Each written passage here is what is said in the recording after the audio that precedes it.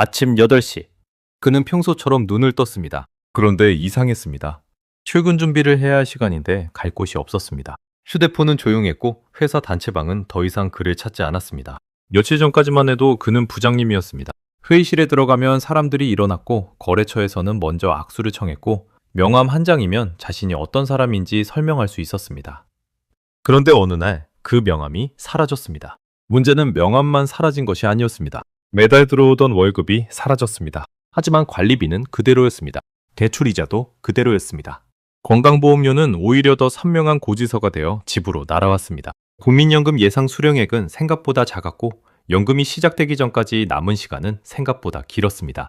그때 그는 처음 알았습니다. 퇴직은 회사를 그만두는 일이 아니라는 것을. 퇴직은 한 가정의 현금 흐름이 하루아침에 바뀌는 일입니다. 명함이 사라진 뒤에도 고지서는 옵니다. 직함이 사라진 뒤에도 생활비는 나갑니다. 누가 더 이상 부장님이라고 부르지 않아도 통장은 매달 정확하게 비어갑니다. 이 이야기는 한 남자의 불쌍한 사연이 아닙니다.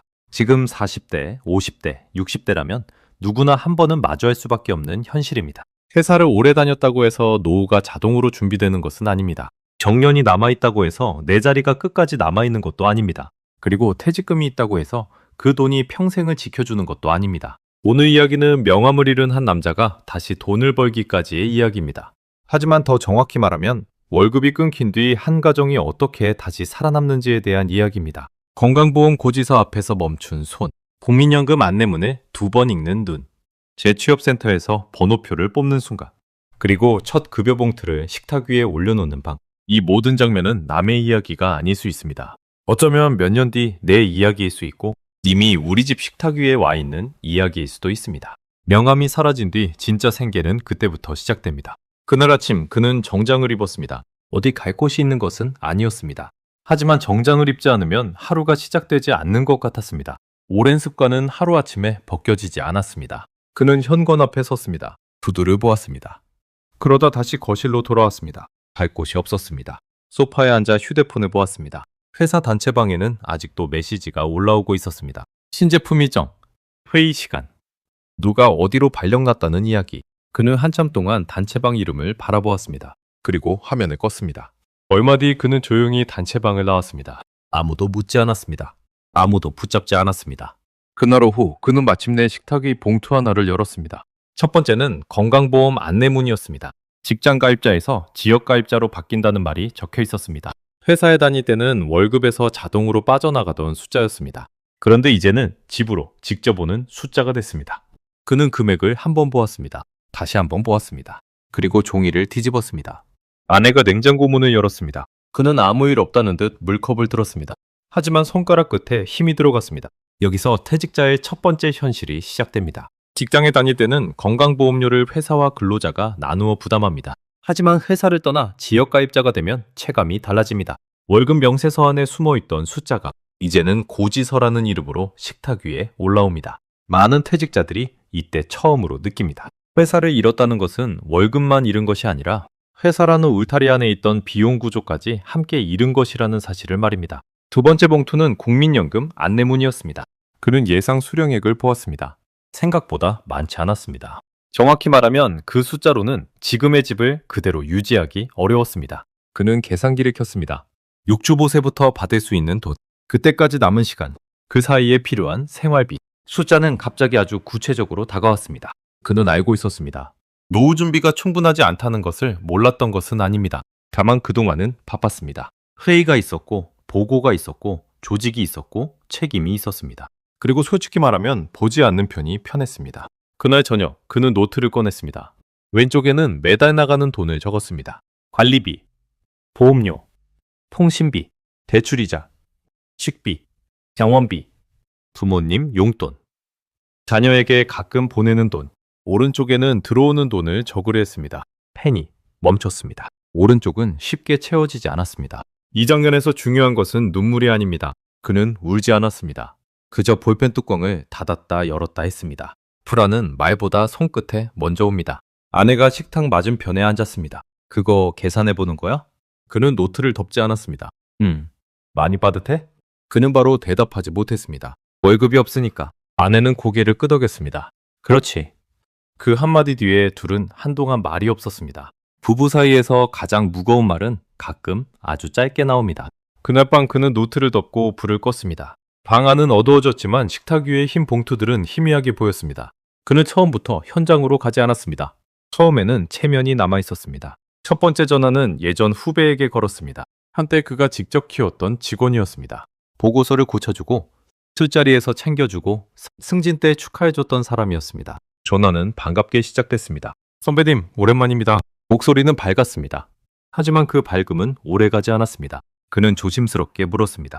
혹시 너희 쪽에 자리 없냐? 계약직도 괜찮고. 전화기 너머에서 짧은 침묵이 왔습니다. 선배님, 요즘 저희도 상황이 좀 그래서요. 그래?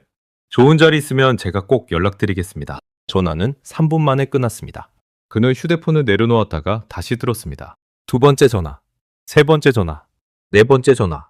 대답은 조금씩 달랐지만 결론은 같았습니다. 연락드리겠습니다. 그 말은 친절했습니다. 하지만 그는 알고 있었습니다. 이 나이의 남자에게 그 말은 대개 마지막 인사에 가깝다는 것을 말입니다. 며칠 뒤 그는 예전에 함께 일했던 거래처 대표를 만났습니다. 그 대표는 반가워했습니다. 밥이나 한번 먹자고 했습니다. 점심자리에서 대표는 예전 이야기를 했습니다. 그때 참 좋았습니다. 선배님 덕분에 저희 회사가 컸습니다. 그 시절에는 일이 많았죠. 그는 웃으며 고개를 끄덕였습니다. 밥이 끝나갈 즈음 그가 조심스럽게 말을 꺼냈습니다. 혹시 내가 도울 일은 없을까? 큰 역할 아니어도 괜찮고. 대표는 물잔을 한번 만졌습니다. 선배님이 직접 오시기엔 저희 회사가 너무 작죠.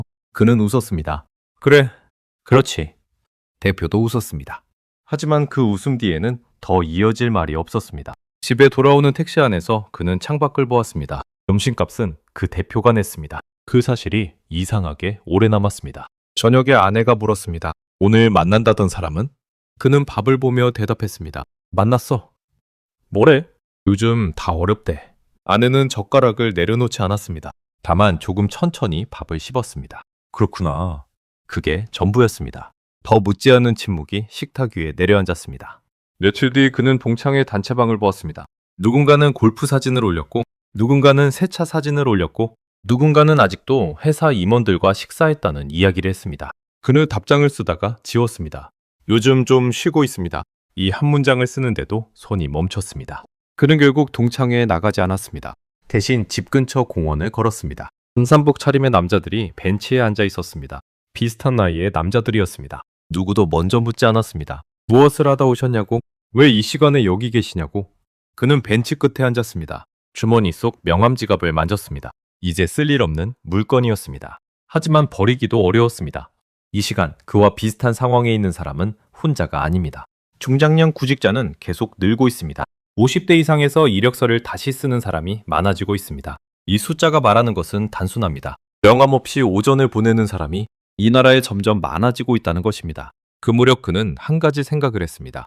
혼자 무언가를 시작해 볼 수 있지 않을까? 컨설팅이라든가, 프리랜서라든가, 작은 사업이라든가, 예전에 쌓은 경력이 있으니까, 인맥도 있으니까 뭔가 할 수 있지 않을까? 그는 며칠 동안 그 생각을 했습니다.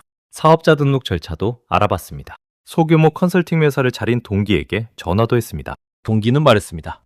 쉽지 않아. 첫 고객 찾는 게 제일 힘들어. 나도 처음 1년은 거의 수입 없었어.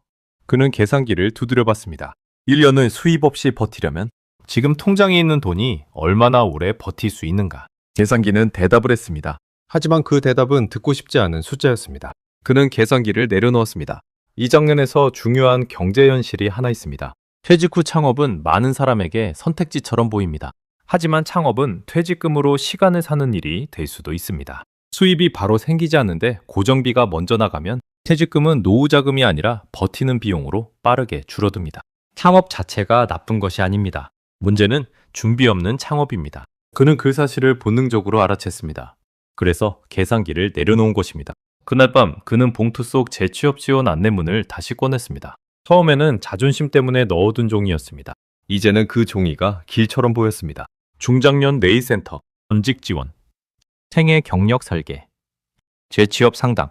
그는 휴대폰 화면을 오래 바라보았습니다. 그리고 다음날 아침 처음으로 정장이 아닌 점퍼를 입고 집을 나섰습니다. 센터 입구에서 그는 잠시 멈췄습니다. 안으로 들어가면 자신이 구직자가 됐다는 사실을 인정해야 했습니다. 그 사실이 그를 붙잡았습니다. 자동문이 열렸습니다. 그는 들어갔습니다. 접수 창구 앞에는 번호표 기계가 있었습니다. 그는 버튼을 눌렀습니다. 작은 종이가 나왔습니다. 23번. 그는 의자에 앉았습니다. 앞에는 자기보다 나이가 많아 보이는 사람도 있었고 젊어 보이는 사람도 있었습니다. 모두 조용했습니다. 모두 자기 순서를 기다리고 있었습니다. 그는 60대로 보이는 남자를 봤습니다. 무릎 위에 서류 봉투를 올려두고 창밖을 보고 있었습니다. 그 남자의 뒷모습이 이상하게 익숙했습니다. 번호가 불렸습니다. 상담사는 친절했습니다. 그래서 더 어려웠습니다. 차갑게 굴면 화라도 낼 수 있는데 친절한 사람 앞에서는 자존심을 세울 곳이 없었습니다. 상담사가 물었습니다. 이전에는 어떤 일을 하셨습니까? 그는 대답했습니다. 회사에서 관리 업무를 했습니다. 팀을 맡았습니다. 기획도 했고 보고도 했고 사람도 관리했습니다. 상담사는 고개를 끄덕였습니다. 그리고 현실적인 말을 했습니다. 비슷한 직급이나 관리직으로 바로 연결되기는 쉽지 않을 수 있습니다. 그는 고개를 끄덕였습니다. 상담사는 말을 이었습니다. 경력은 분명히 있으신데요. 지금 시장에서는 직급보다 실제로 바로 할 수 있는 일이 중요합니다. 가능한 일의 범위를 조금 넓혀보셔야 할 것 같습니다. 그는 표정을 유지했습니다. 하지만 손은 무릎 위에서 굳어 있었습니다. 상담이 끝난 뒤 그는 건물 밖으로 나왔습니다. 하늘은 맑았습니다. 그는 자켓 단추를 풀었습니다. 건물에 들어갈 때보다 어깨가 조금 낮아져 있었습니다. 집에 돌아오자 아내가 현관 쪽을 바라봤습니다. 어땠어? 그는 신발을 벗는데 시간이 조금 걸렸습니다. 비슷한 자리는 힘들대. 관리직 같은 거? 오래 기다려도 안 될 수 있대. 아내는 고개를 끄덕였습니다. 그럼 다른 것도 봐야겠네. 그는 대답하지 않았습니다. 그 말이 맞다는 것을 알았기 때문입니다. 며칠 동안 그는 구직 사이트를 보았습니다. 공고는 많았습니다. 하지만 자신이 들어갈 수 있는 분은 많지 않았습니다. 정력 우대, 초보 가능, 주야간 교대 가능, 장기 근무 가능자. 그는 화면을 내렸습니다. 또 내렸습니다. 어느 순간 그는 알게 됐습니다. 자신은 이제 경력으로만 익히지 않습니다. 나이로도 익힙니다. 응백으로도 익힙니다. 예전 직함으로도 익히지만 그 직함은 더 이상 문을 열어주지 않았습니다. 중장년 재취업 시장에서 자주 나오는 말이 있습니다. 눈높이 미스매치. 이 말은 가끔 차갑게 들립니다. 하지만 현실에서는 아주 구체적입니다. 예전에는 지시하던 사람이었는데 이제는 지시를 듣는 자리로 가야 할 수 있습니다. 예전에는 보고서를 검토하던 사람이었는데 이제는 출입문을 열고 닫거나 물건을 나르거나 방군무를 해야 할 수도 있습니다. 그 간격을 받아들이는데 시간이 걸립니다. 이막의 끝에서 그는 상담사가 건넨 일자리 목록을 펼쳤습니다. 빌딩 관리, 주차 안내, 물류분류, 야간 경비, 시설 보조. 그는 한 줄에서 손가락을 멈췄습니다. 물류센터 단기 근무, 초보 가능, 면장갑 지급. 그는 그 문장을 오래 보았습니다. 새벽 5시 반. 그는 알람이 울리기 전에 깼습니다. 예전에도 이른 아침에 일어났습니다. 하지만 그때와 지금은 달랐습니다. 예전에는 출근이었습니다. 오늘은 일하러 가는 것이었습니다. 비슷하지만 달랐습니다. 그는 정장이 아닌 옷을 입었습니다. 면바지, 오래된 점퍼, 운동화. 거울 앞에 서보았습니다. 낯설었습니다. 아내는 밥을 차려놓았습니다. 둘은 많은 말을 하지 않았습니다. 밥그릇 부딪히는 소리만 들렸습니다. 현관을 나설 때 아내가 말했습니다. 조심해서 다녀와. 그는 고개를 끄덕였습니다.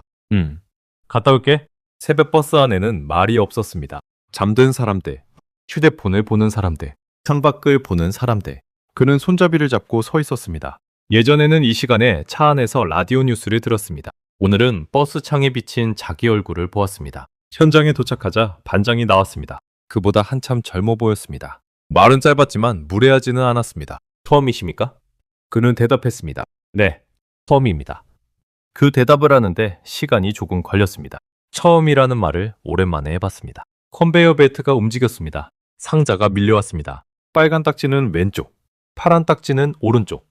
처음에는 쉬워 보였습니다. 하지만 속도가 붙자 손이 엇갈렸습니다. 반장이 다시 왔습니다. 그건 이쪽 아닙니다. 다시 보시고요. 그는 고개를 숙였습니다. 네, 알겠습니다. 예전 회사에서는 그가 지시를 했습니다. 오늘은 지시를 들었습니다. 그 차이를 몸이 먼저 알았습니다. 점심시간이 됐습니다. 휴게실에는 플라스틱 의자가 있었습니다. 전자레인지 앞에는 사람들이 줄을 서 있었습니다. 그는 도시락 뚜껑을 열었습니다. 밥이 조금 식어 있었습니다. 옆에 앉은 60대 남자가 물었습니다. 처음 오셨어요? 그가 대답했습니다. 네, 오늘 처음입니다. 남자가 고개를 끄덕였습니다. 처음엔 다 그래요. 손보다 다리가 먼저 아픕니다. 그들은 더 말하지 않았습니다. 그 말 한마디가 이상하게 오래 남았습니다. 며칠이 지났습니다. 그는 그 남자와 조금 더 이야기하게 됐습니다. 그 남자는 전에 공장에서 일했다고 했습니다. 공장이 문을 닫았다고 했습니다. 그 전에는 뭘 하셨냐고 물으니 잠깐 생각하다가 말했습니다. 비슷한 일 했죠. 계속 일했어요. 그 말 속에 많은 세월이 있었습니다. 두 사람은 컵라면을 먹으면서 한동안 말이 없었습니다. 말이 없어도 어색하지 않았습니다. 서로 비슷한 무게를 들고 이곳에 앉았다는 것을 말하지 않아도 알기 때문이었습니다. 오후가 되자 허리가 무거워졌습니다. 손목이 뻐근했습니다. 면장갑 안쪽이 땀으로 젖었습니다. 그는 한 가지를 배웠습니다. 면장갑을 너무 꽉 끼면 손목이 더 빨리 아프다는 것. 살짝 여유가 있게 끼는 것이 오래 버티는 방법이라는 것. 아무도 가르쳐 주지 않았습니다. 몸이 스스로 배웠습니다. 퇴근 시간이 됐습니다. 관장이 말했습니다. 수고하셨습니다. 그는 그 말을 듣고 잠시 멈췄습니다. 오랜만에 들은 말이었습니다. 예전에도 많이 들었습니다. 하지만 오늘의 수고하셨습니다는 다르게 들렸습니다. 그는 고개를 숙였습니다. 수고하셨습니다.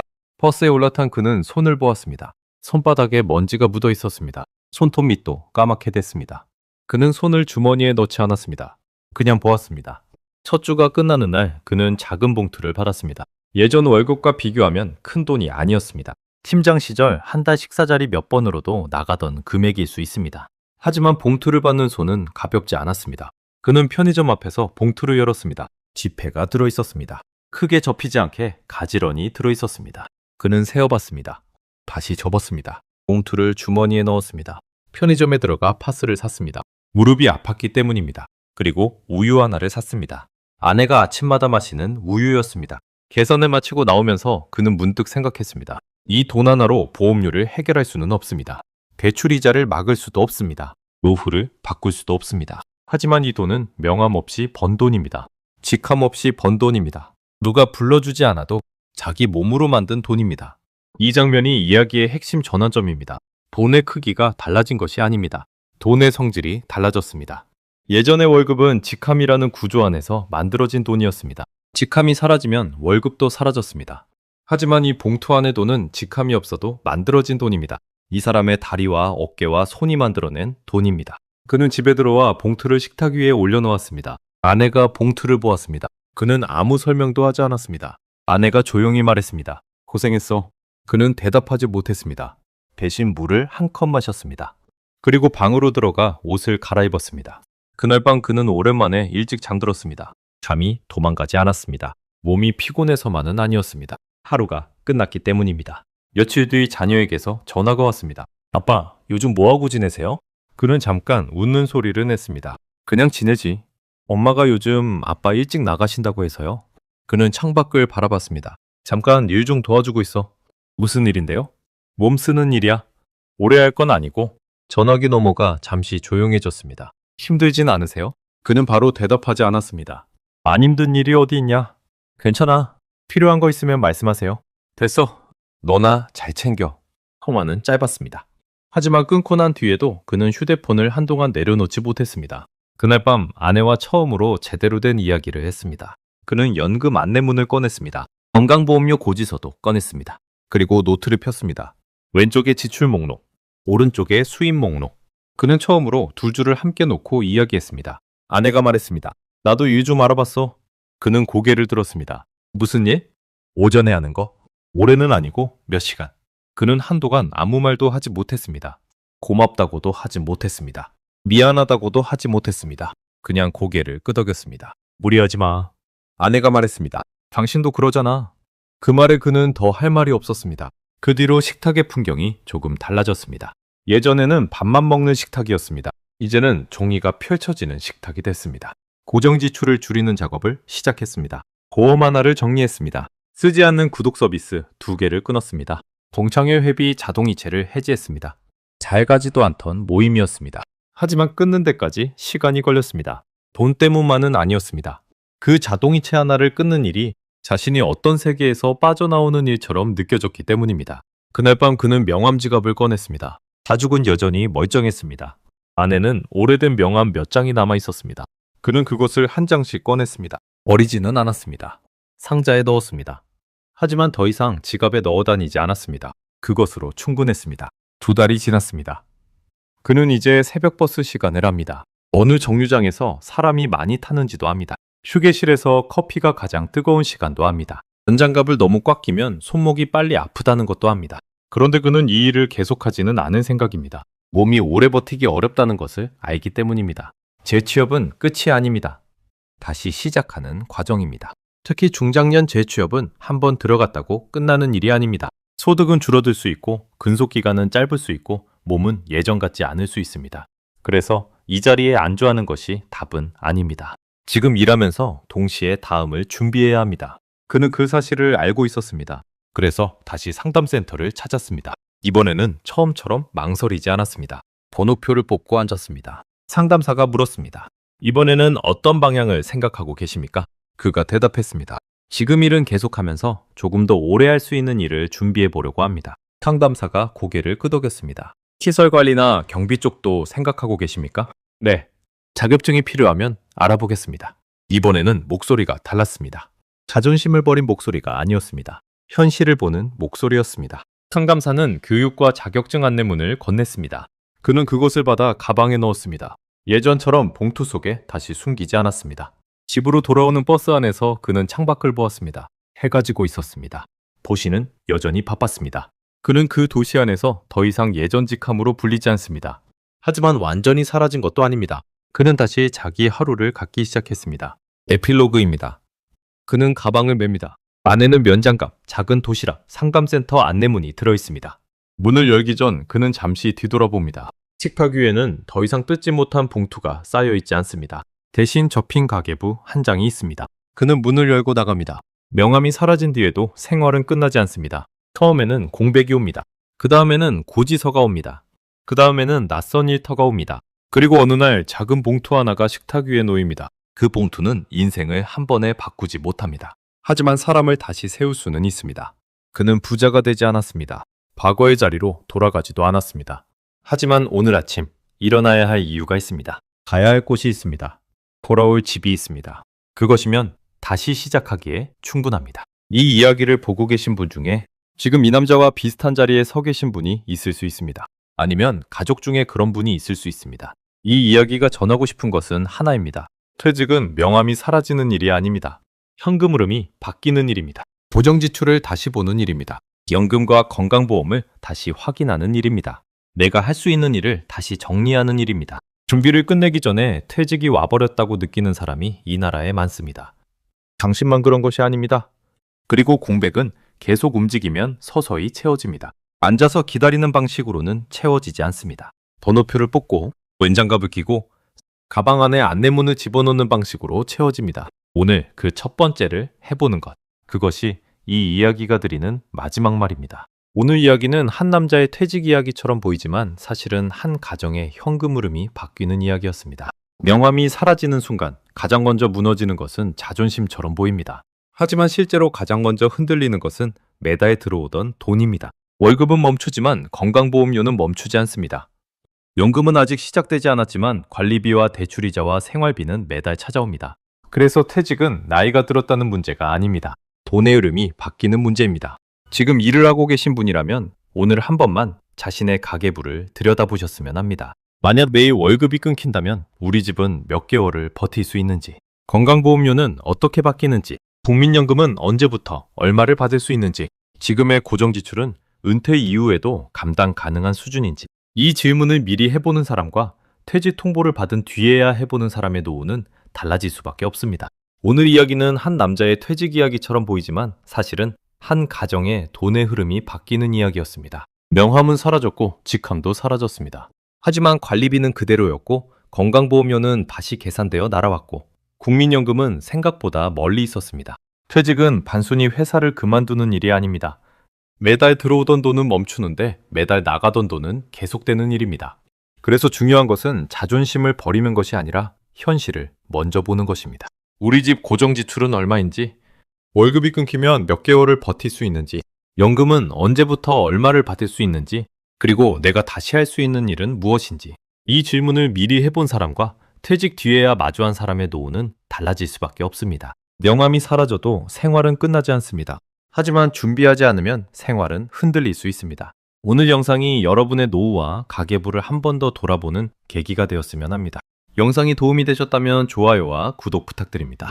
앞으로도 이 채널에서는 뉴스와 숫자 뒤에 숨어 있는 경제의 흐름, 그리고 그 흐름이 우리 집 통장과 노후에 어떤 영향을 주는지 차분히 살펴보겠습니다. 시청해 주셔서 감사합니다.